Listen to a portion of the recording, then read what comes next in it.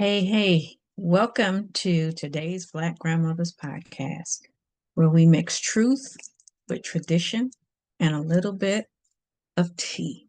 So today, I got a little bit of tea.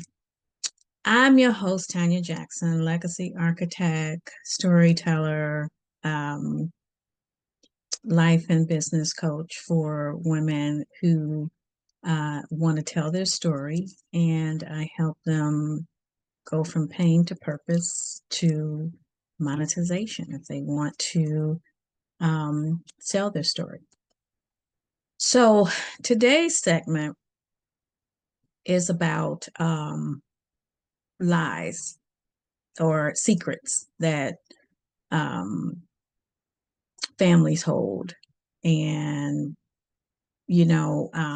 how we deal with them, and why, some of the reasons why, we um, deal with the family secrets and the family lies and all of that. And then um, I want to talk a little bit about what stories we tell and what stories we should not tell and why. So let's get into it. So these are things that, in the family that we don't talk about. And I have a few notes, so you'll, because I want to stay on task with this one. Um, we don't talk about. So, you ever notice how every family got that one story we don't touch? Now, we got a lot of stories that we don't touch. Um, but there's this undertone, and it's really strange because a lot of family members know about it, and so it's like this secret everybody's holding, and they're all, maybe you're in the same room, everybody knows the secret, and then sometimes you get the side eyes, or you know, you think you might know the story, but you don't really know the story, and you've heard and all of that. So this happens in every family, not just Black families. This happens in every family. So here's a couple of stories that we don't talk about. So we don't talk about the uncle's first wife, or we don't talk about, that's really not her baby. That's really not his baby. Um, and he ain't your real daddy, but don't you ever disrespect him. So we could go on and on and on about stories that we don't talk about, but the humming goes through the family, and it just goes from generation to generation to generation. These secrets run deep, and for generations, we've mastered the art of protecting the image, even when it meant protecting the pain. And, you know, we've learned to keep the peace, to hold things in, and carry stories that were too heavy for us to share or for a child to understand. So, you grow up, like when I was growing up in the 60s and the 70s, kids weren't allowed to sit in rooms with adults while these stories was happening. And so you grew up not knowing these stories, and it's like some families, they address them head on, but then you have other people in the family who will never say anything, and unless it comes up, and then you got some family members who will sit back as a fly on the wall, and then you got the other family members that's going to challenge it.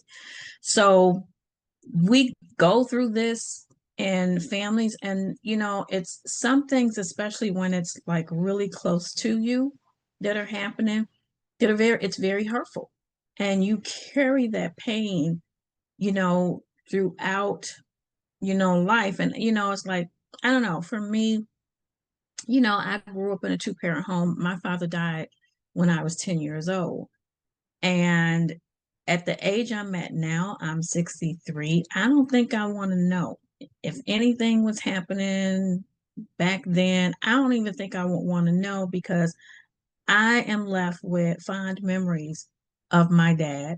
I'm left with fond memories of my mom. Um, so it's like at this point in life, I don't think I want to know. Let's just keep it moving. However, there may be stories that's deeper than my parents that extends to my grandparents, on both sides, and I typically am not the kind of person to pry, to pry pry into and ask questions and things like that, so there's probably a lot I don't know about my family and, deep, dark secrets or lies that have been carried over. There's a lot I may not know. So, why do we keep secrets? And um, some of the notes I wrote down is let's be honest. Let's get honest about why we do it. A lot of people do it because of judgment. People fear judgment. People fear that, they're going to be talked about or they're going to be looked at differently or it's going to ruin the family. It's going to harm my kids. It's going to, mess up my marriage, and all these things. So people go through these processes, thought processes of, you know, this is going to ruin what, my family. And now we've got to live with this, all the way to our grave. So a lot of people just keep things hidden, you know. Um, and one day you might get tired of carrying it. When the secrets spill out, what happens? Um, when the truth finally comes out, um, you might be sitting at the dinner table, on a family vacation, um, where everybody's, at a family reunion, everybody's, together, and all of a sudden things start coming out. Or, one of the things too is sometimes these things happen, especially if there's alcohol involved. Alcohol can make you tell the truth, and sometimes, you know, families get together and that alcohol get to working and that truth starts to come out. And then you left a day later, like, what was said? What happened? Where'd that come from? Now everybody got questions. Um, Here's another place where, a family funeral.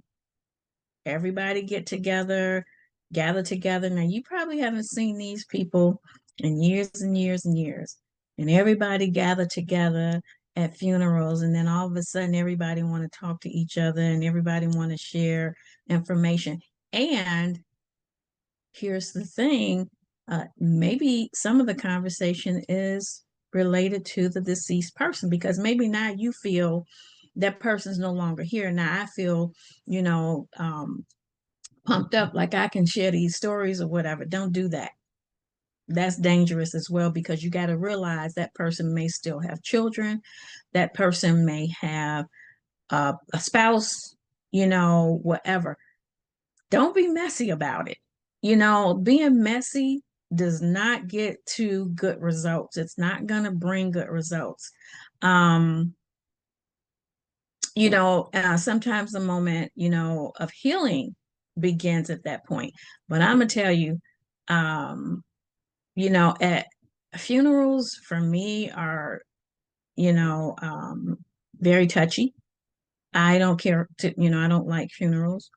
But I'm very standoffish, at services and things like that. I just don't like getting into those situations. If I haven't, and if I didn't know now, I may not need to know. And who am I to know about whoever if it's not my immediate family, who am I to know about that? And then you get the gossip starting, and then it starts spreading through the family. Um, the cost of silence. Um, it costs connection. it costs trust, and it comes from healing. So children grow up confused. Adults walk around with guilt that's not even theirs, and entire generations live in emotional confusion, wondering why they feel broken in places they can't name. You can't heal what you refuse to reveal. So, like I said, in certain situations, revealing is healing, but I'm going to get to the point where when you share a story and when you should not. And that's very important when you start thinking about telling other people's business, you know. And when you're telling other people's business, it could even be your spouse, it could be your child.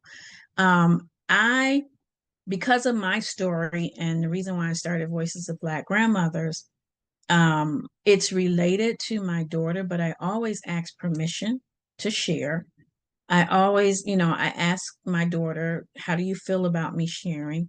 And I don't share her story, I share mine. And that's very important, because you will never hear me get on here and talk about my daughter or bash my daughter, or you will never hear that.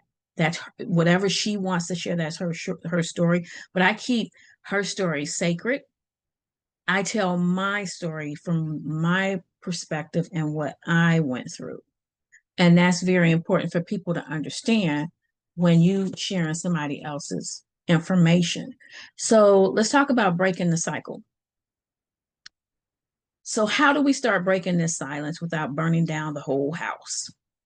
Okay. Step one, you lead with compassion. Our elders weren't villains, they were survivors. And I'm hearing as I'm as I started to do these podcasts and I'm looking on social media, what I'm seeing is surfacing a lot of responses about grandma the grandmother not stepping up, and the daughter or the son is like, well, why isn't she stepping up? And I'm hearing a lot about that. So I know that this is working. People are beginning to start talking about their pain. They're starting to talk about they want to start sharing things, but we got to share it in the right way, the right platform. you know um the other thing is, tell your truth, not their business. And that's what I was just saying about my story. I tell my own truth. I don't tell my daughter's business. That's not for me to speak. You can speak your story without exposing everybody else's. And then number three is turn your pain into power. When you speak from healing, not hurt, your story becomes someone else's roadmap. Okay. We didn't talk about it then, but we can now. There's a fine line in that. But some people really don't know how to just figure out, how to tell their story without making someone else feel bad. Now, here's the thing, I got plenty of stories. I have plenty of stories of, me growing up, me becoming an adult, me getting married. I married my children's father, my three daughters' father. We were married. We got divorced. I married my second husband, who I believe was my soulmate. He passed away. And from there, then I became a grandmother. And the stories, the stories within the stories just go on and on and on. However, if I were to tell my story about me, my first husband, and my divorce, I'm going to tell my side of the story. I can't tell his side of the story. And the sooner we begin to realize that, the sooner we begin to understand how to tell stories, how to do storytelling, we can begin to heal from some of the things now, some of the things that we've gone through. So let's talk about what stories to tell and what to keep sacred. Sacred, secret. Okay, they kind of work together, and sacred is a nice word for it. Stories that you can tell, the ones that belong to you. And sometimes we need help understanding where we draw the line with that, because if you need help with that, you know, um, you tell your story in private. You don't go on social media and blast out your story. You tell your story in private. And the more you tell your story, the more you'll start to understand your feelings, the more you'll start to understand how you were affected, the more you'll start to understand this is my story and I can tell my story. Um, another story that to tell, the ones that bring healing or wisdom. So this is good because, when you're telling your story and you get this feeling of growth, you get this feeling of healing, you get this feeling of I'm getting better at who I am, I'm getting better at dealing with my situation. um you're getting wiser. And when you get wisdom comes with growth. Wisdom comes with growth, not necessarily aging all the time, but wisdom comes with growth. So as you're, um, getting more and more wiser, you're bringing more and more healing to yourself. Um, another story to tell is help others feel less alone. So, um, for instance, when I told my story in the last episode, and we talked about things in the previous episodes, um, I began to feel. So, what happens is when you're in a space, a safe space could be a group, a community, it could be just you and your best friend, it could be you and your spouse. When you feel you're in a safe space, and you're sharing your story, what you begin to find out is that someone else has gone through not your story, but they have a story of their own. You begin to feel less alone when you realize that I'm not the only one going through. Now, you can't compare your story to someone else's story, but when you start talking about loss of a job, you might encounter someone else who has lost a job. And years ago, I used to meet with a group of property managers, back when I worked my CHA days. And I used to meet with the property managers. And one thing that I would always ask them, like when we had our monthly meetings, was to bring one thing that they had an issue with or struggled with in the last month. When we came together and we were able to, everyone was able to talk about that one thing, what they began to realize is that your solution to your problem will help me. I had the same problem that was very similar. And the way you resolved it is going to help me resolve mine. And that's what would happen in the room. So when they began to tell about their issues that they had at their properties, they realized that they each had similar issues. And the resolution may not be the same at every site. However, it gave them insight on how to begin solving their issue, which was very helpful. We can do the same thing in safe spaces, community spaces, where we begin to share stories about what our family history, our family stories, what things that we've gone through, and we can begin to share, and we can begin to understand that we're not alone in this, because isolation is why a lot of people don't heal. Isolation is, detrimental to your healing, and a lot of people will sit in silence. They'll sit in silence, they'll isolate themselves, they will go into deep depressions, they will begin to doubt themselves and things like that. So isolation is a huge thing that we've got to, be comfortable with getting out of and moving forward. Um, If telling it brings you peace or gives someone else permission to heal, it's a story worth sharing. Now, here's one thing too that I think is very beneficial in sharing space is always asking permission to share. Um, it's asking permission to share someone else's story. It's asking permission to be in that safe space and speak.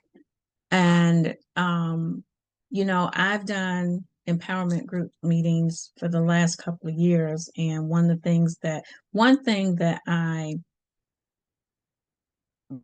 wouldn't do in most of my meetings is a lot of them I would not record them, and I would let everyone know. If I was going to record it, I would be very clear that I'm recording this meeting, and the meeting is for my purposes of going back and being able to either take notes or kind of, or maybe I missed something because I was a facilitator.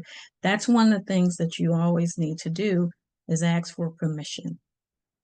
When you ask for permission, you clear yourself, you clear the way, and then the person, when you're telling the story, the person can feel better about you telling the story because they know that you're not trying to sabotage them. You're really telling the story to begin the healing process. All right. Um, let's talk about stories to keep sacred or a secret. Okay. Stories that aren't yours to tell.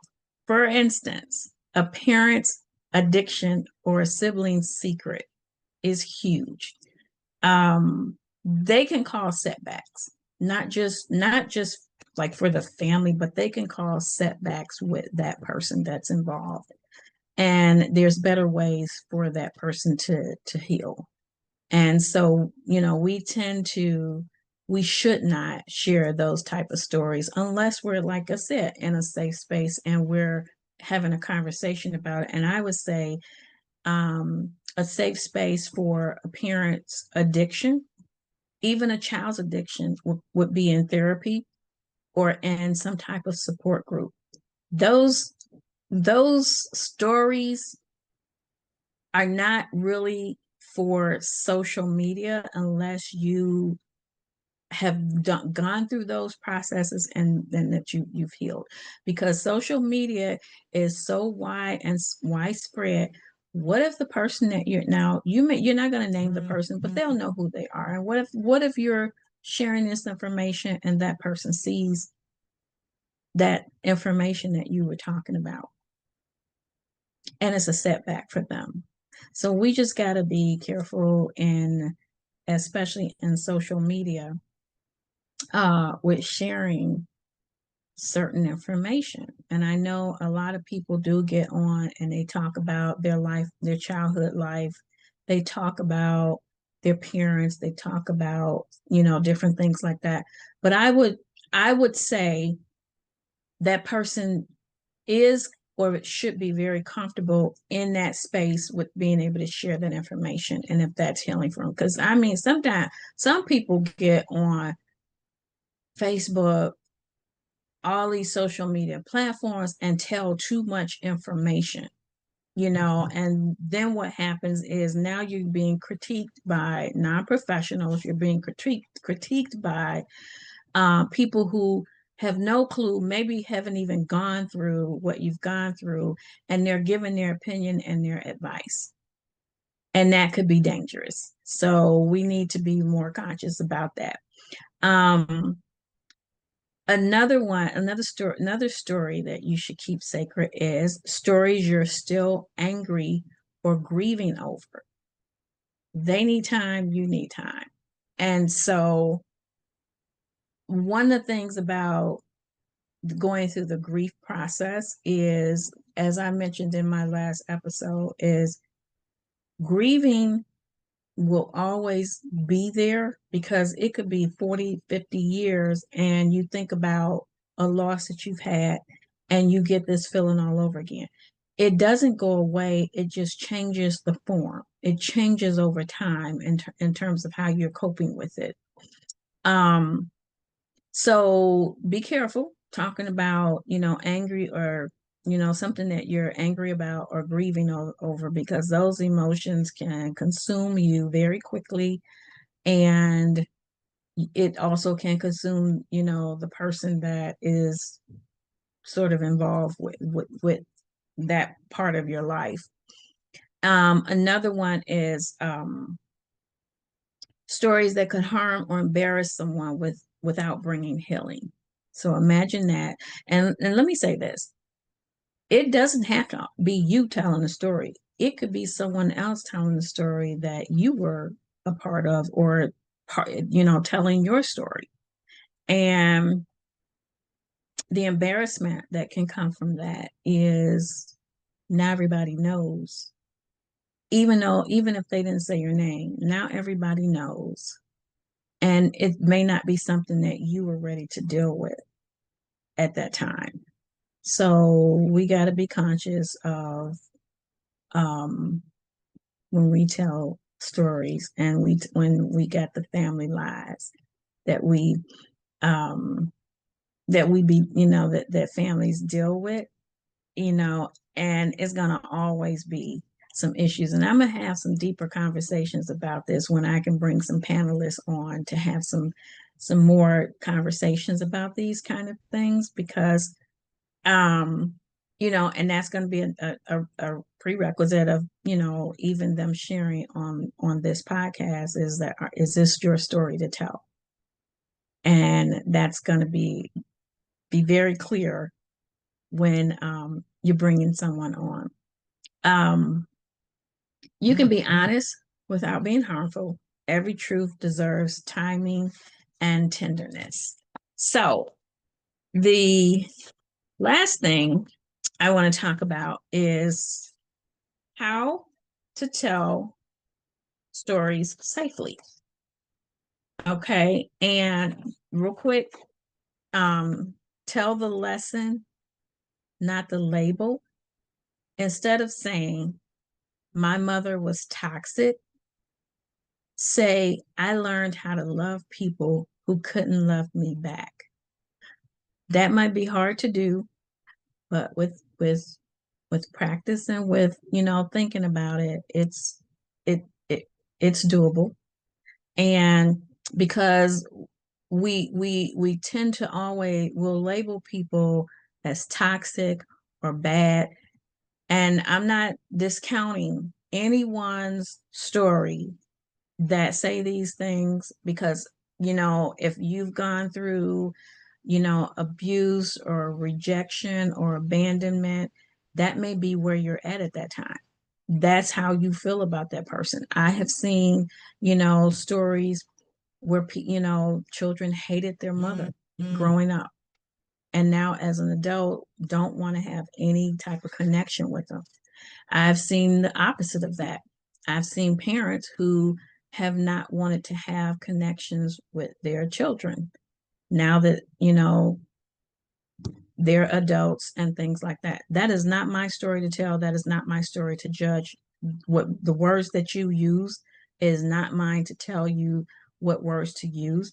This is just something that I'm just, expressing that, if you're ready to begin healing from, sometimes the wording, not necessarily to that person, but the wording that you use and you manifest out of your mouth, can be the difference of you healing and not healing. So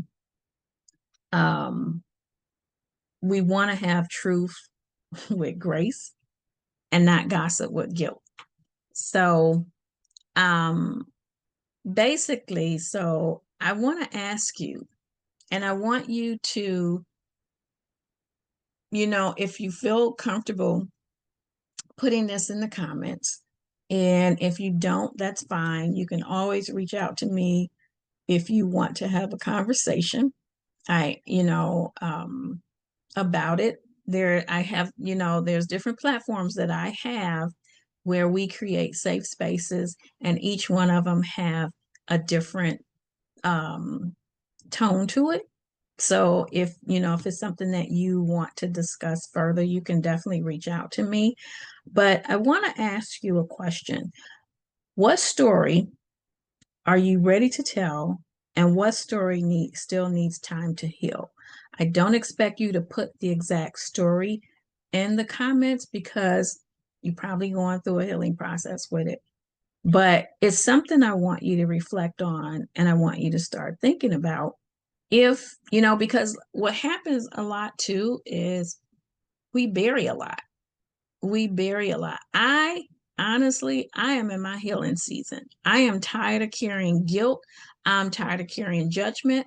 I'm tired of carrying what someone else thinks about me. I'm tired of carrying all of that because I've realized in my life, if I'm going to I want to live out my days happy and I want to live out my days in a way where, I don't want to go to my grave with guilt. I don't want to, I don't want to leave this world, you know, um, leaving behind with my daughters and my grandchildren. I don't want to leave behind all those secrets that that now they got to live with and they got to, so I'm having conversations every day about how I feel. Now, I will tell you, there are some stories that they will never know about. I will go to my grave. But the ones that I feel are important for them to know and understand so they know about their legacy and their life and things like that, I share those. So I'm just, you do it how you feel comfortable with doing, but do something. So um I want to thank you for joining me today on today's Black Grandmothers podcast. And if this episode touched you in any way, please like, comment, share, subscribe. Um, and that just encouraged me to do more and more. I'm on my road to coaching and providing spaces and providing workshops and things like that, to help us in this time that we're in. And we're in a time of uncertainty. And I would say we're always in a time of uncertainty. It's sometimes it's not as bad as others, but we're strong. We're strong. We're going to get through all of this. We're going to get through whatever it is that we're going through. I want you all to stay, you know, um, I want you all to stay, uplifted. And I will see you in the next episode.